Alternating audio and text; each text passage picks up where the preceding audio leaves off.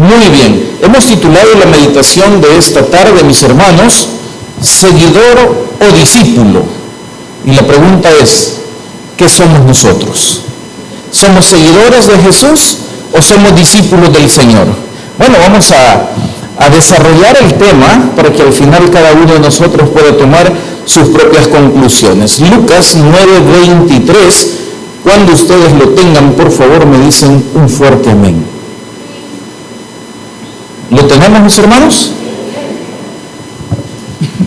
Leemos la palabra de nuestro Dios, lo hacemos en el nombre del Padre, y del Hijo, y del Espíritu Santo. Dice la Biblia, y decía a todos, si alguno quiere venir en pos de mí, niéguese a sí mismo, tome su cruz cada día, y como dice, y sígame. Oramos.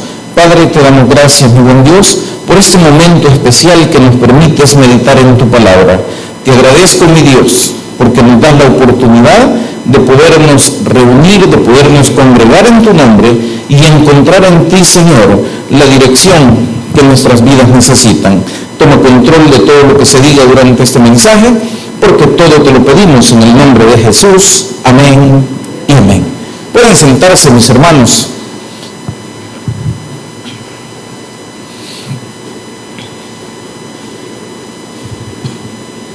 En el mundo en el que vivimos hoy, no sé si usted se ha dado cuenta, pero hay mucha gente el día de hoy que se identifica como cristianos. De hecho, se ha vuelto el lenguaje cristiano como un lenguaje muy común. Hace mucho tiempo atrás era muy extraño encontrar gente en la calle que a usted le dijera Dios le bendiga, que alguien se despidiera diciéndole bendiciones, o que si usted le decía algo bueno, esa persona le contestara diciendo amén. Pero el día de hoy, a cualquier parte que nosotros vayamos, siempre encontramos alguna persona o muchas personas que usan ese tipo de lenguaje. Ahora bien, ¿son cristianos? Pues yo no lo sé, pero hablan como cristianos. Tienen el lenguaje de cristianos, algunos hasta la apariencia tienen, pero el punto es, ¿estas personas verdaderamente tienen o no una relación con Dios? Y en el caso nuestro, que no solo hablamos como cristianos, sino que asistimos a una iglesia, que cuando decimos Dios lo bendiga, lo decimos porque somos parte de una misma congregación o de una misma fe, si lo queremos llamar de esa manera. La pregunta es, ¿verdaderamente nosotros somos cristianos? En la época, o discípulos más bien, en la época de Jesús, si ustedes se acuerdan, había muchísima gente y la Biblia es muy cuidadosa en eso, porque dice, y las multitudes le seguían. ¿Estamos aquí? Eran seguidores. Pero de repente, cuando Jesús comenzó a hacer diferentes tipos de milagros y ese tipo de cosas, la cantidad de personas comenzó a ser cada vez más grande. Hasta que llegó un momento, un poco antes de lo que acabamos de leer, donde Jesús viene y les dice a los discípulos, miren, ven la multitud que nos sigue. ¿Se han dado cuenta cómo estas personas van tras de mí? Porque acababa de multiplicar los peces, porque había multiplicado los panes, porque habían satisfecho alguna necesidad material. Y entonces los discípulos, en particular Pedro, le dice al Señor, ¿verdad? Señor, le dijo, dura es tu palabra.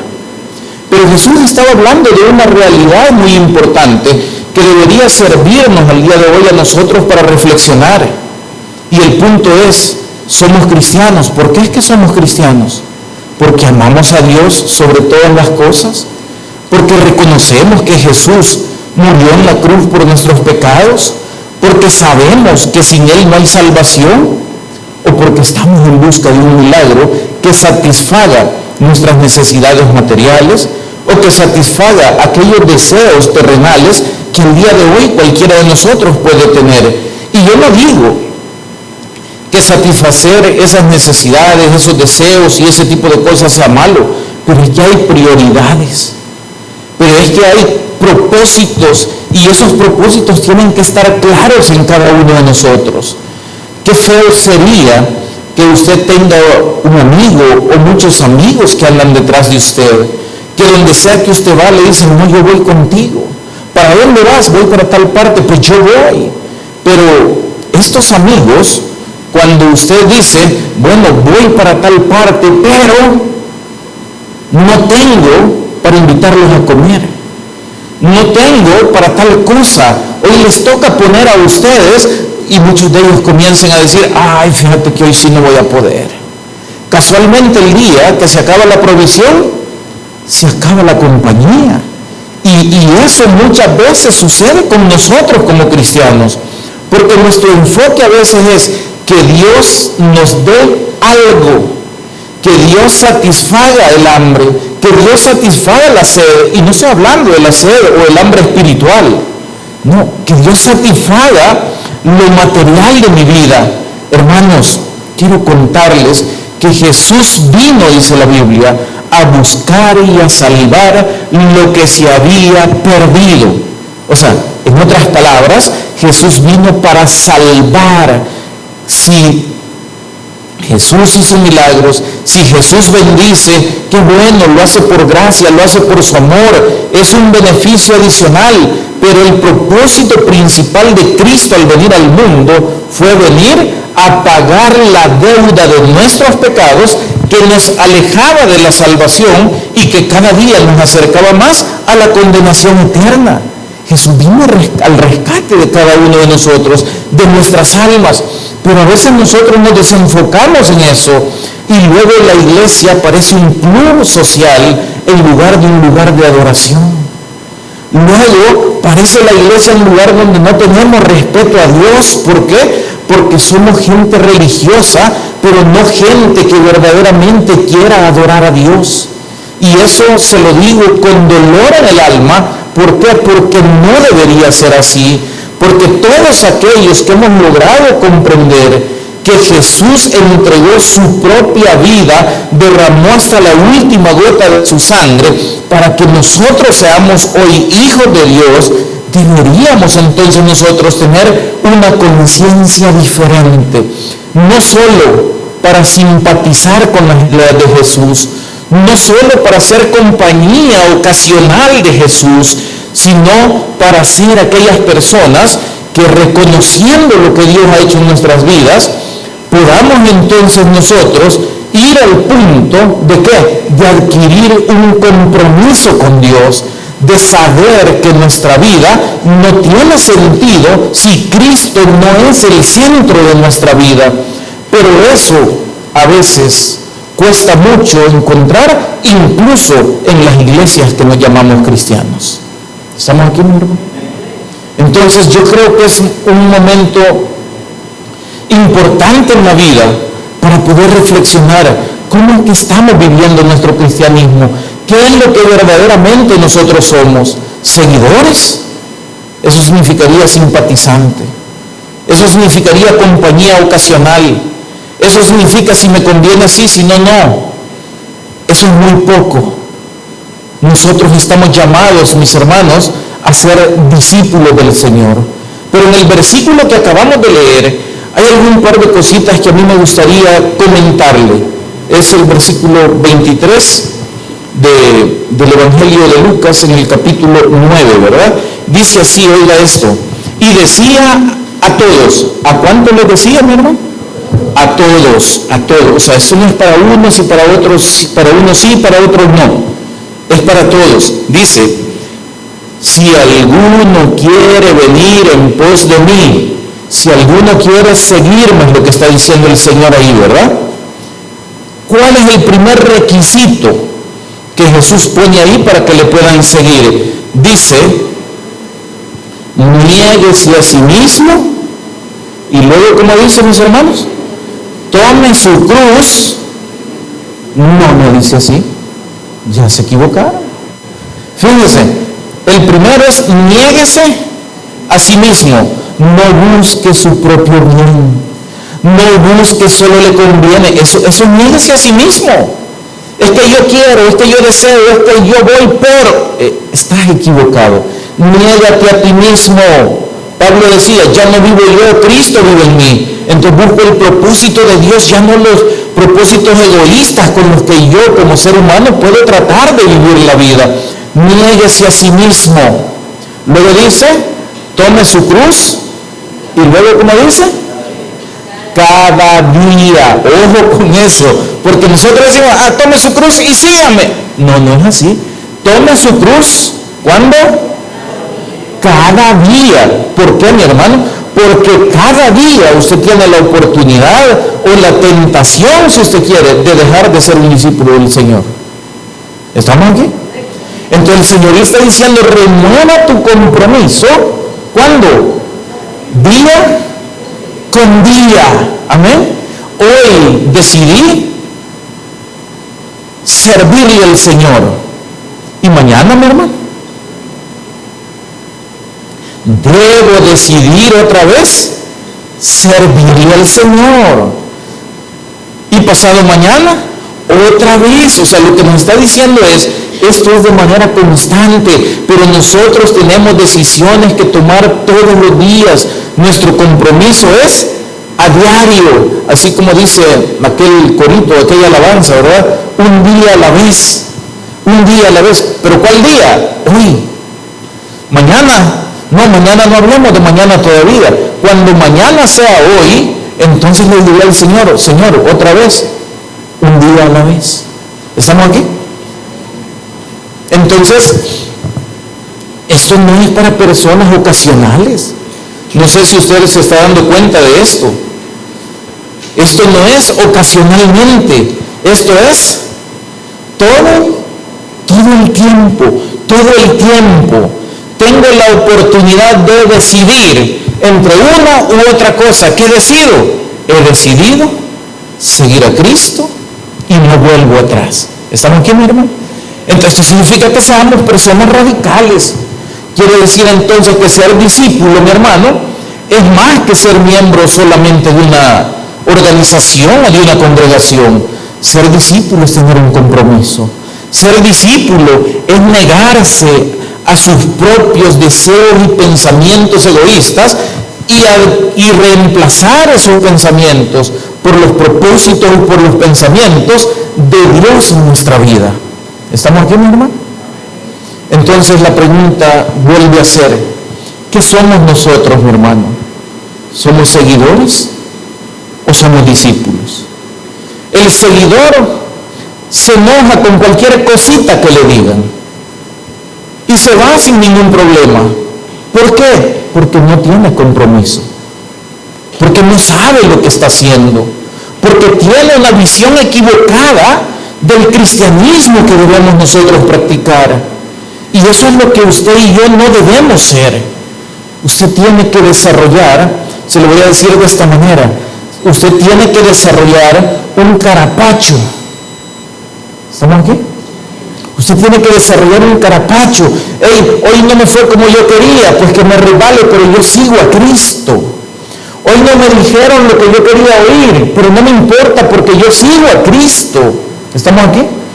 Las cosas en mi vida no me salieron como yo quería, pero no importa, lo volveré a intentar porque yo sigo a Cristo.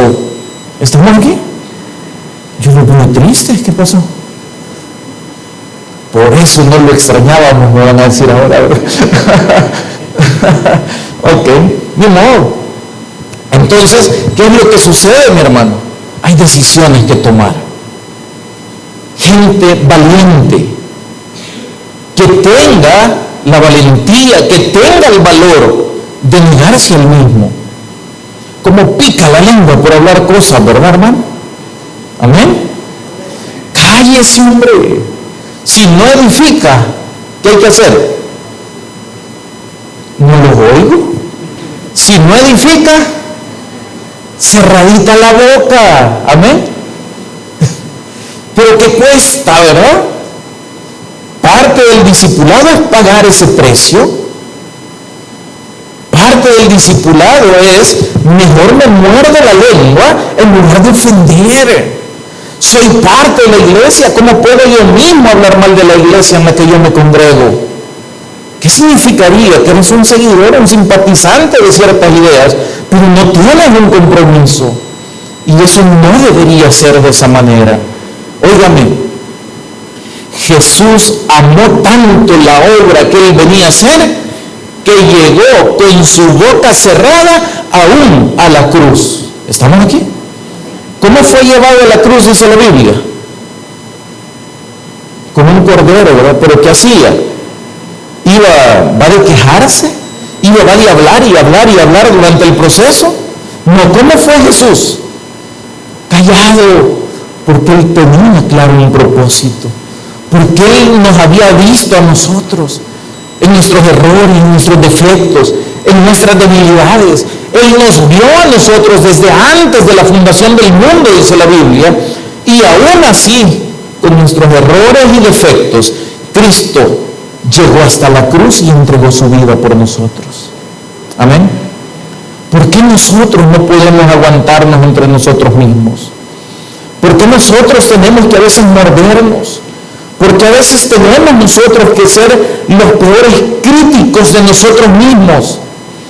Cuando la Biblia dice, y en esto conocerán que son mis discípulos, en que se aman los unos a los otros. Qué lejos a veces parece que estamos de ser verdaderamente discípulos. ¿Estamos aquí? Entonces, ¿por qué lo digo? Porque hay que entristecerse, no, mi hermano. Porque aquí en esta iglesia tenemos un compromiso. Y el compromiso es decir la verdad. Y el compromiso es enseñar el verdadero camino del Evangelio. Y si esto que yo estoy hablando el día de hoy a usted le molesta, lo siento mucho, pero ese es el Evangelio de Cristo. Y usted tiene que aprender a caminar en ese Evangelio, dejando a un lado, perdón lo que voy a decir, todas las mañas de antes. ¿Algún amén?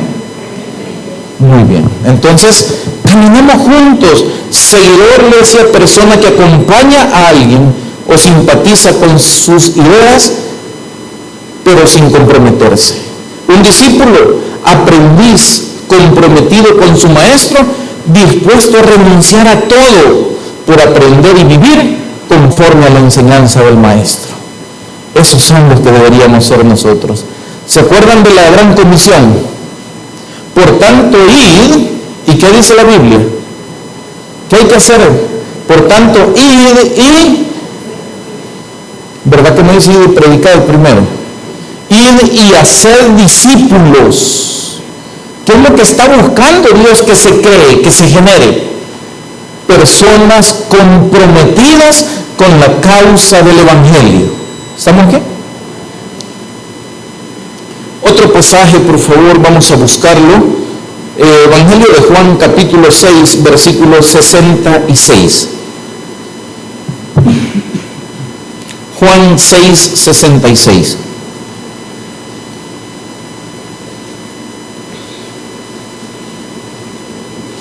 Y vamos a continuar hablando justamente de esa diferencia, ¿verdad? ¿Ya lo tenemos? Dice la Biblia, desde entonces muchos de sus discípulos volvieron atrás. ¿Desde cuándo, mi hermano? Desde que Jesús les dijo, ahora miren, ¿por qué me siguen verdaderamente? ¿Por los peces? ¿Por el pan? ¿Por qué? Desde ese día, muchos de sus discípulos volvieron atrás y ya no andaban con él. Dijo entonces Jesús a los 12, ¿queréis acaso iros también vosotros? Le respondió Simón Pedro, Señor, ¿a quién iremos? Tú tienes palabras de vida eterna. ¿Estamos aquí? ¿Qué es esto? Prioridades. Soy demasiado sensible como para que me digan cosas que a mí no me gusta escuchar. Me voy. Es lo más fácil que cualquiera puede hacer. ¿Sabe usted que hay personas que no les gusta enfrentar problemas?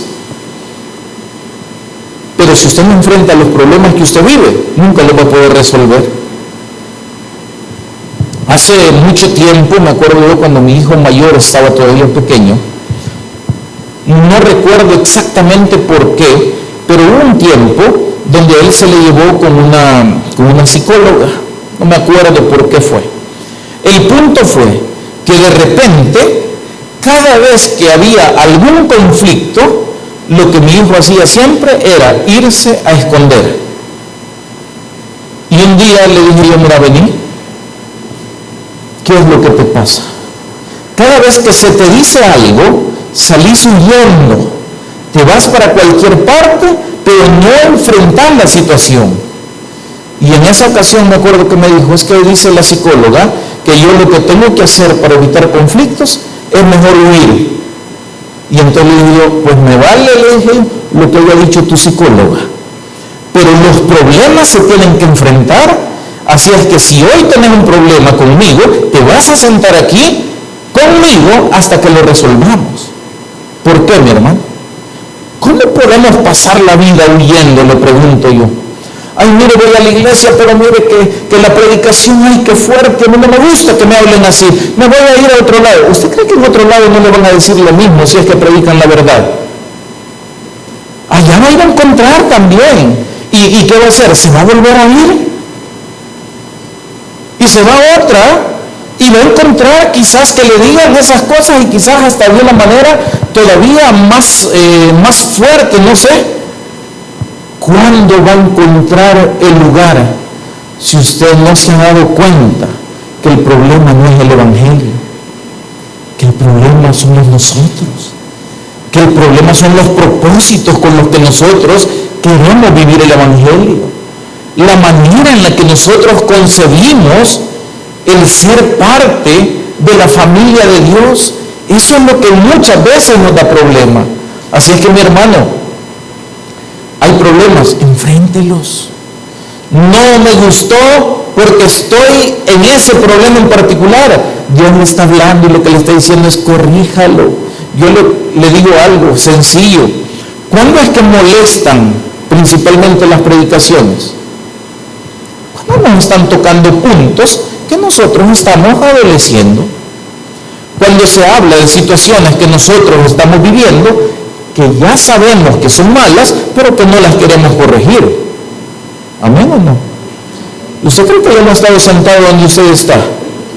¿Usted cree que yo nunca he escuchado cosas que el predicador dice y que de repente uno dice, llega a pensar, quizás algo sabe de mí, quizás por mí lo dice?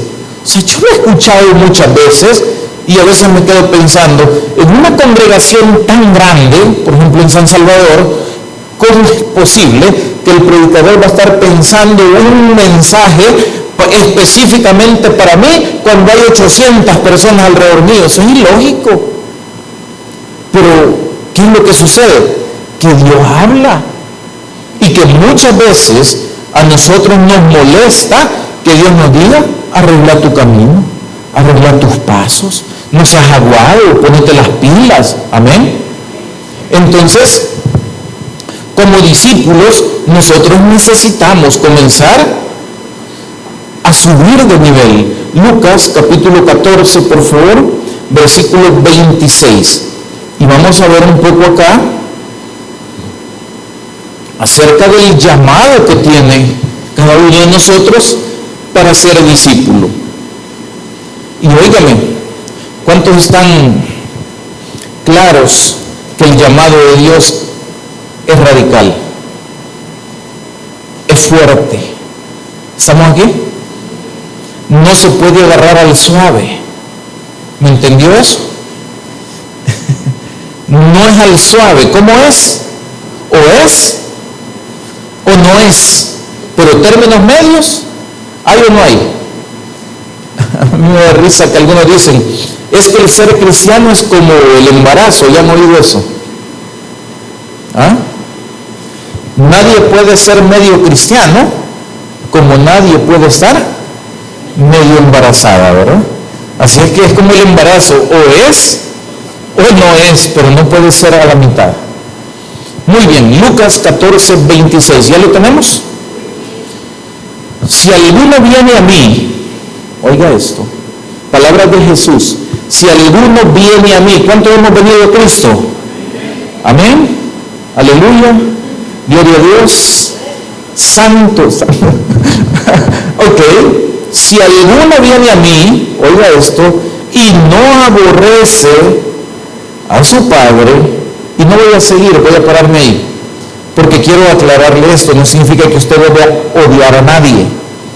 Aborrecer aquí significa amar menos. Entonces lo que está diciendo es que el que viene al Señor debe amar menos a su papá, a su mamá, a su familia en general, a sus posesiones y a todo lo que tenga. Amar menos que a Jesús. Eso es lo que está diciendo esto.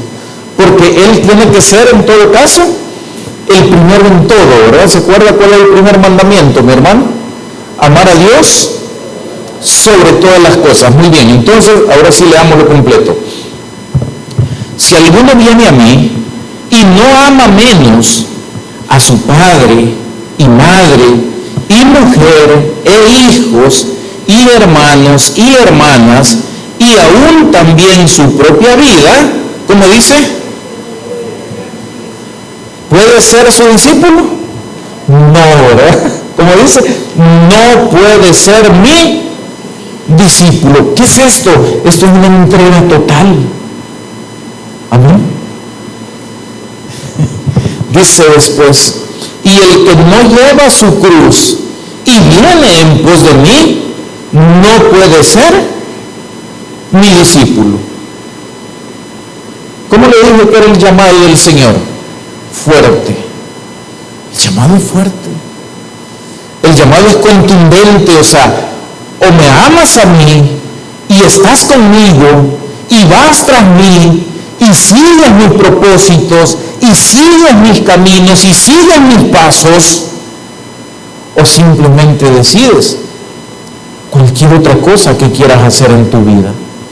Y con eso no le estoy diciendo agarre camino, vayas, no, lo que le estoy diciendo es la urgencia que tiene reflexionar sobre nuestros pasos detrás de Jesús. Porque el discípulo es un aprendiz. ¿Qué tenemos que aprender a hacer? Hermano, aprendamos a caminar por donde Jesús dice. Eso se llama obediencia. Aprendamos a creer como Jesús creía cuando andaba acá en la tierra, sin dudar a nada, sabiendo que el Padre estaba de su lado y nosotros sabemos que Dios está de nuestro lado. Aprender a decir la verdad, aun cuando eso le quitara cierto grado de popularidad a las ideas con las que Jesús podía predicar. ¿Estamos aquí, mi hermano? Entonces, el llamado es fuerte.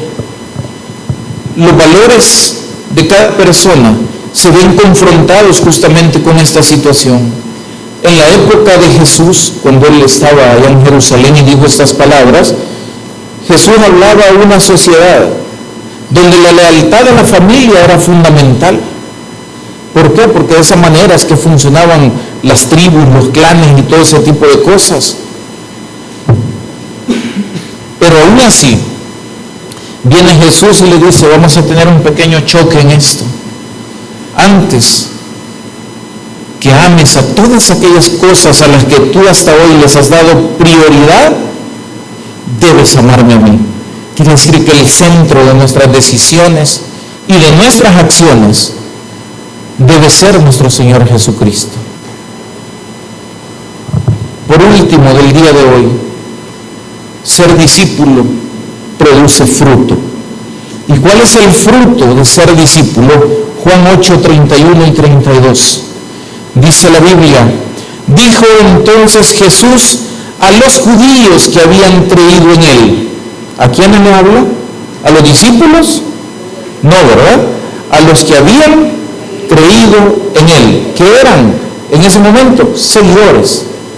Dice así, si vosotros permanecéis en mi palabra, seréis verdaderamente mis discípulos y conoceréis la verdad y la verdad os hará libres. ¿Cuántas veces había oído usted la expresión y la verdad os hará libres?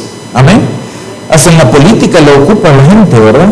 En un montón de cosas la gente ocupa esta frase, pero el versículo completo nos da una idea diferente de lo que a veces nosotros hemos logrado entender.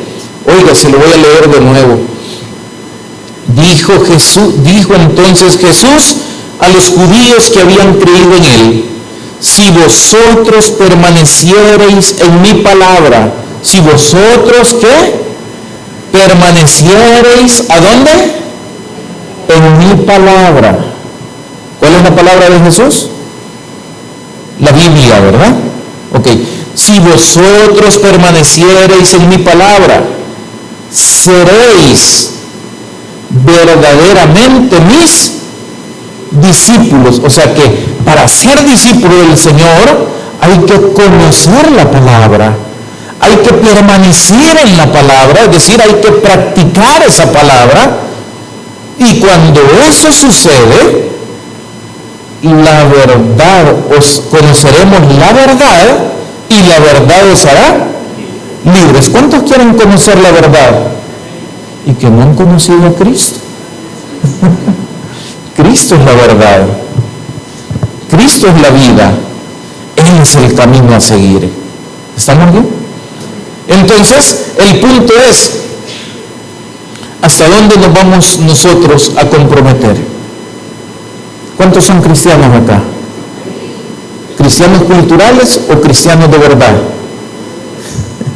¿Sabe cuál es el cristianismo cultural? Donde nos volvemos solamente simpatizantes. Le pongo un ejemplo sencillo. Si aquí preguntamos, mire, si hablamos de fútbol, por ejemplo, aquí alguien va a decir, mire, yo soy aficionado al Barcelona, ¿verdad? Yo voy con el Barça a muerte.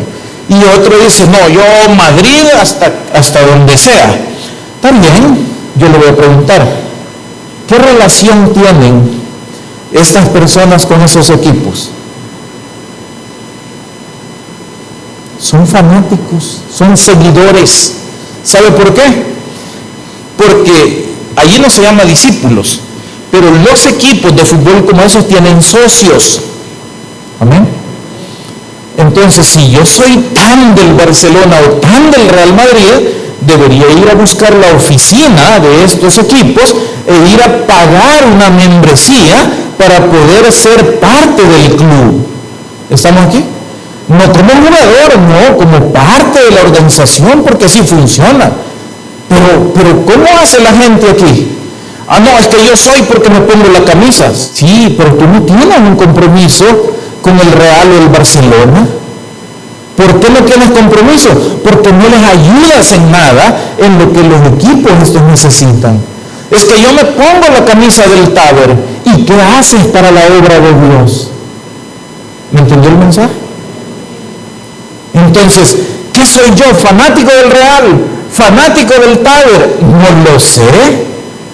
Pasemos a ser socio de aquel equipo, si usted quiere, o discípulo de Jesús, si usted también puede pagar el precio. ¿Saben bien? Así es que, por eso es importante que no seamos cristianos culturales. Cristiano cultural, ¿cómo es? Como lo que le acabo de explicar simplemente. El verdadero discipulado cuesta, requiere sacrificio, negación personal, una cruz diaria. ¿Se acuerda lo que leímos hace un rato? Niéguese a sí mismo. ¿Cuándo? Cada día. ¿Y cuándo voy a tomar la cruz, mi hermano? Cada día, ¿verdad? Ok, esto de alguna manera contradice aquellos principios que nosotros tenemos de ¿qué? De comodidad, ¿verdad? ¿A cuánto les gusta la comodidad? A mí me gusta la comodidad. A todos nos gusta la comodidad. ¿El punto cuál es? El punto no es que no nos guste la comodidad. ¿Hasta dónde estamos dispuestos a dejar esa comodidad por causa de Cristo? Eso es lo que hace diferencia. Y por último, el discípulo generalmente produce más discípulos. Amén. El discípulo que hace produce más discípulos. ¿Por qué? Porque la práctica de la palabra de Dios en esa persona sirve de testimonio. Y el testimonio muchas veces arrastra o convence a otros que todavía no saben nada del Evangelio. Así que, mis hermanos, tenemos trabajo que hacer. Sigamos adelante. Evaluemos nuestro caminar con Dios. Rindamos a Jesús nuestra voluntad. Seamos constantes en lo que nosotros tenemos que hacer para la obra de Dios. Como lo he dicho aquí en miles de ocasiones, busquemos crecer, crezcamos juntos. Y por último, no se le olvide nunca, haga discípulos.